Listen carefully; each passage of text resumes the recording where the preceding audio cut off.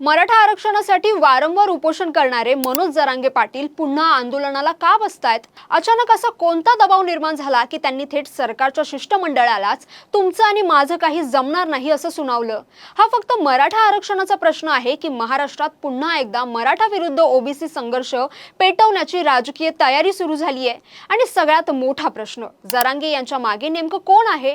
कारण महाराष्ट्राच्या राजकारणात कुठलीही मोठी चळवळ राजकीय पाठबळाशिवाय इतकी लांब जात नाही।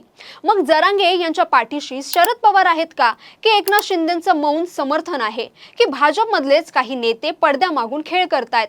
आणि सगळ्यात महत्त्वाचं म्हणजे यावेळी कोणत्याही निवडणुका नाहीत, पुढची मोठी निवडणूक 3 वर्षांनी आहे, मग तरीही जरांगे अचानक आक्रमक का झाले? हा फक्त आरक्षणाचा लढा आहे की महाराष्ट्राच्या भविष्यातल्या सत्तेच्या राजकारणाची रिहर्सल सुरू झाली आहे? कारण लक्षात घ्या, मनोज जरांगे पाटील यांची बहुतांश आंदोलने निवडणुकांच्या तोंडावर झाली। लोकसभा, विधानसभा, स्थानिक स्वराज्य संस्था, प्रत्येक वेळी जरांगे यांच्या आंदोलनाचा राजकीय परिणाम झाला। मराठा समाज एकत्र आला, सरकारवर दबाव आला आणि राजकीय समीकरणं बदलली।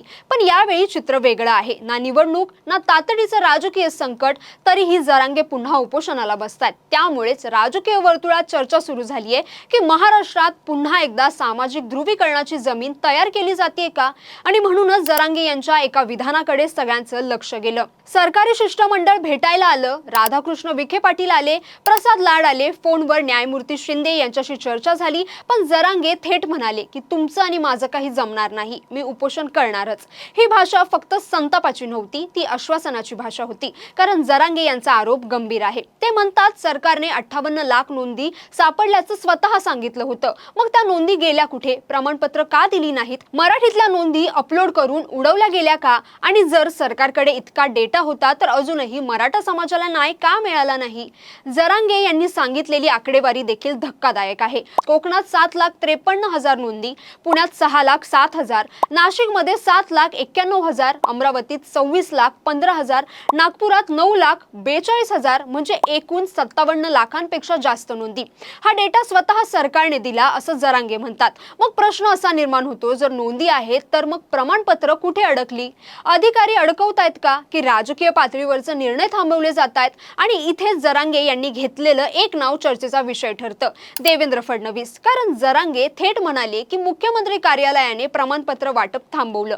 फडणवीसांना विरोध करण्याची हिंमत कुणाची? आता हे विधान साधं नाही, कारण गेल्या काही महिन्यांपासून महाराष्ट्रात एक चर्चा सातत्याने होतीये, जरांगे यांचा रोष नेमका कुणावर आहे आणि त्यांना थांबवण्यात सरकार अपयशी ठरतंय का? कारण दुसऱ्या बाजूला ओबीसी समाजात प्रचंड अस्वस्थता आहे। लक्ष्मण हाके यांच्यासारखे नेते आता उघडपणे आक्रमक होत आहेत। ते म्हणतात की जरांगे नावाच्या एका अनपढ माणसामुळे ओबीसीचं आरक्षण संपलं। ही भाषा किती धोकादायक आहे हे लक्षात घ्या।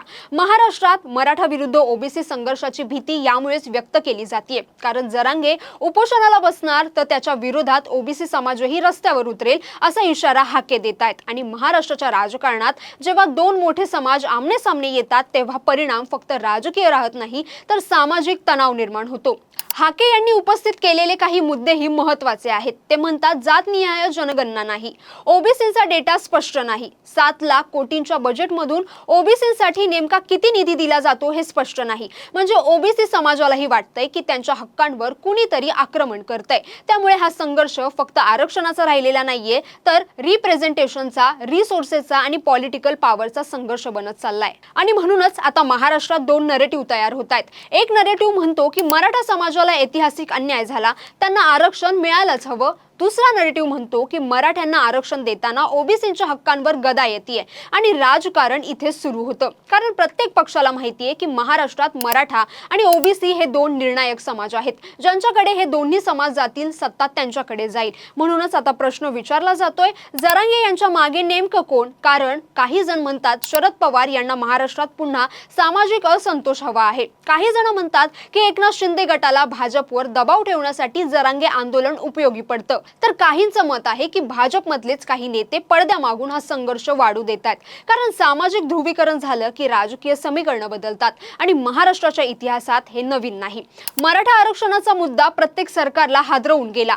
काँग्रेस राष्ट्रवादीचं सरकार असो, फडणवीस सरकार असो, महाविकास आघाडी असो किंवा शिंदे फडणवीस असो, कुणालाही हा प्रश्न कायमचा सोडवता आला नाही। कारण हा प्रश्न फक्त कायद्याचा नाही तर मतांचा आहे। आणि म्हणूनच प्रत्येक सरकार हा प्रश्न सोडवण्यापेक्षा मॅनेज मॅनेज करतं असा आरोप विरोधक करतात। पण इथेच एक धोकादायक परिस्थिती निर्माण होतीये, कारण जरांगे पुन्हा मराठ्यांचा मोठा लवाजमा घेऊन मुंबईकडे निघाले तर काय होईल? पुन्हा लाखोंचा जमाव, पुन्हा रस्ते बंद, पुन्हा आंदोलन आणि त्याच्या विरोधात ओबीसी संघटना रस्त्यावर उतरल्या तर महाराष्ट्रात तणाव वाढणार नाही का? सरकार समोर कायदा सुव्यवस्थेचा मोठा आव्हान उभा राहणार नाही का? आणि म्हणूनच आता सरकारची खरी कसोटी आहे, कारण जर सरकारने हा प्रश्न वेळेत सोडवला नाही तर महाराष्ट्रात पुन्हा सामाजिक संघर्ष पेटू शकतो आणि एकदा समाज विरुद्ध समाज अशी परिस्थिती निर्माण झाली तर त्याचा फायदा राजकीय पक्ष घेतात, पण नुकसान सामान्य लोकांचं होतं। सगळ्यात महत्त्वाचं म्हणजे महाराष्ट्रात बेरोजगारी वाढतीये, शेतकरी संकटात आहेत,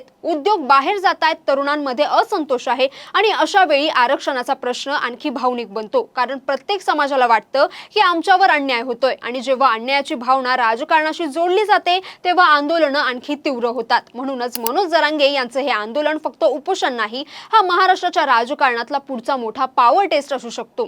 सरकार विरुद्ध जरांगे, मराठा विरुद्ध ओबीसी आणि पडद्यामागे सुरू असलेली सत्ता आणि समाज यांची लढाई पुढच्या काही महिन्यात महाराष्ट्राला कोणत्या दिशेला घेऊन जातो हे पाहणं आता महत्त्वाचं ठरणार आहे। कारण एक गोष्ट स्पष्ट आहे, जर महाराष्ट्रात पुन्हा सामाजिक संघर्ष पेटला तर त्याचे परिणाम फक्त रस्त्यावर दिसणार नाहीत तर थेट सत्तेच्या गल्ल्यांमध्येही जाणवतील। हा व्हिडिओ तुम्हाला कसा वाटला? मनोज जरांगे यांच्या आंदोलनाबद्दल तुम्हाला काय वाटतं? मनोज जरांगे यांच्या पाठीशी कोण असेल? त्यांचा बोलवता धनी कोण आहे? याबद्दल तुमचं मत आम्हाला नक्की कमेंट करून कळवा। आणि मराठा आणि ओबीसी वाद पेटला तर त्यातून कुणाला फायदा होईल याबद्दल तुम्हाला काय वाटतं? आम्हाला कमेंट करून नक्की कळवा। हा व्हिडिओ आवडला असेल तर लाईक करा, शेअर करा आणि चॅनलला सबस्क्राईब करायला विसरू नका। धन्यवाद।